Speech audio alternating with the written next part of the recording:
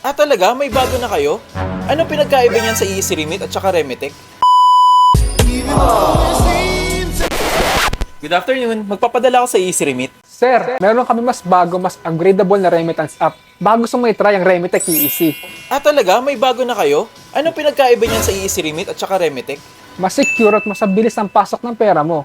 Kaya Sabado, Linggo, Holiday, minutes lang, sa Pinas na kagad ng padala mo. Mataas din ang palitan namin sa Remitec at wala na rin kami cut-off. Kaya ini-encourage namin yung mga gumagamit ng Easy Remit na mag-upgrade na to Remitec Easy, sir. Sige, download na natin.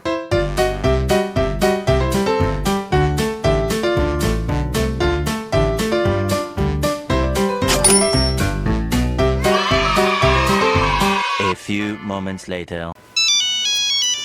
Uy, natanggap agad? Ang bilis!